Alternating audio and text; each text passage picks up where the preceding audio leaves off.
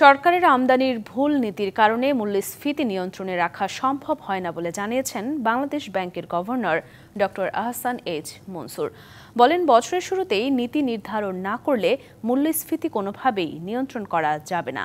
বাংলাদেশ ব্যাংকের কার্যালয়ে 2025-26 অর্থ বছরের কৃষি ও পল্লী ঋণ নীতিমালা ঘোষণা উপলক্ষে আয়োজিত সংবাদ সম্মেলনে এসব কথা বলেন তিনি। আরও বলেন, দেশে প্রয়োজনীয় খাদ্য উৎপাদন হয় না, তাই আমদানি বন্ধ করা সম্ভব নয়। কেবল চালের মূল্য বৃদ্ধির কারণে জুলাই মাসে মূল্যস্ফীতি আশানুরূপ কমেনি। চলতি অর্থ বছরে কৃষি ও পল্লী ঋণ বিতরণের লক্ষ্যমাত্রা ৩৯,০০০ কোটি টাকা নির্ধারণ করেছে কেন্দ্রীয় ব্যাংক, যা আগের অর্থ বছরের চেয়ে ২.৬৩% বেশি।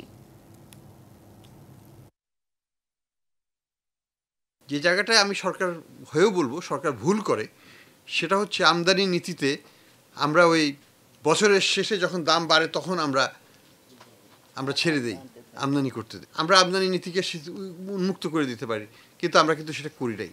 কৃষি ঋণ আদায়ের নীতিমালার ক্ষেত্রে আমাদেরকে একটু ভেবে দেখতে হবে, যেটাকে ক্রপ সাইকেলের সাথে সিনক্রোনাইজ করা। এটা স্ট্যান্ডার্ড লেন্ডিং প্র্যাকটিসের সাথে মিলানো যাবে না।